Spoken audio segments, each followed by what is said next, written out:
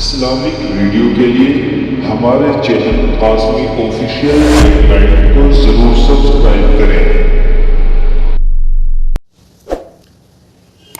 بسم اللہ الرحمن الرحیم،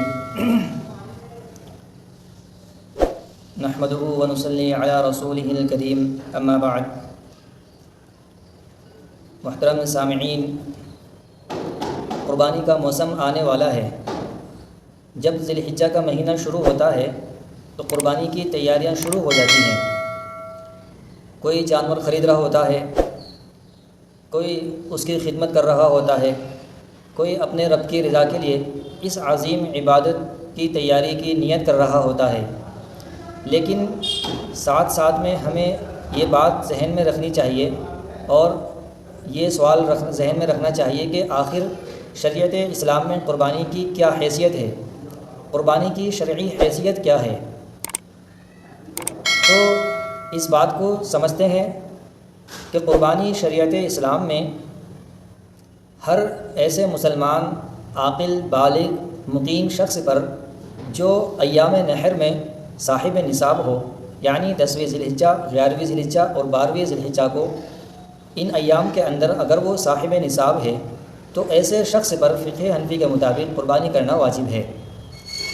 قربانی کے وجوب کے قرآن و احادیث میں دلائل موجود ہیں جس سے قربانی کے وجوب کا ثبوت ہوتا ہے۔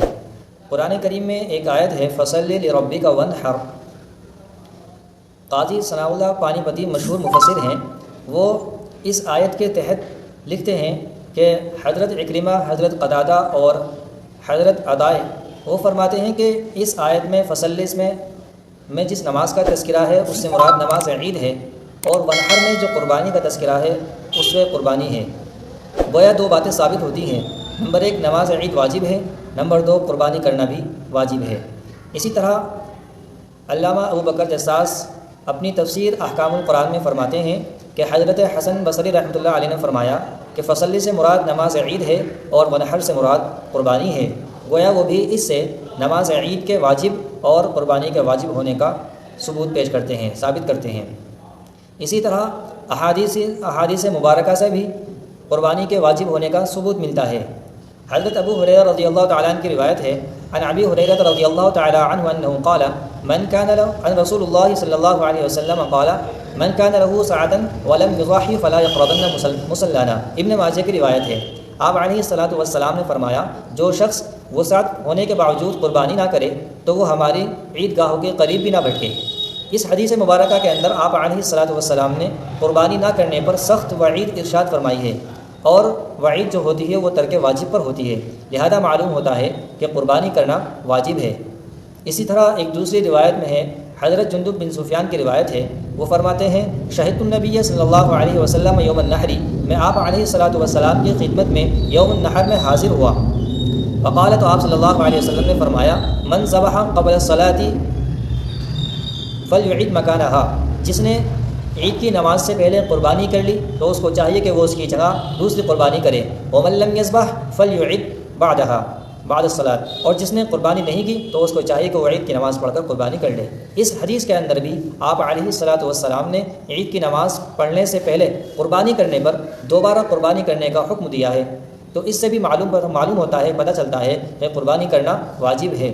لہذا اس کی شریعت اسلام میں یہ حیثیت ہے کہ قربانی ہر ایسے شخص پر جو مسلمان ہو، عاقل ہو، بالغ ہو اور مقیم ہو، صاحب نصاب ہو اور ایام نحر کے اندر صاحب نصاب ہو، تو ایسے شخص پر قربانی کرنا واجب ہے۔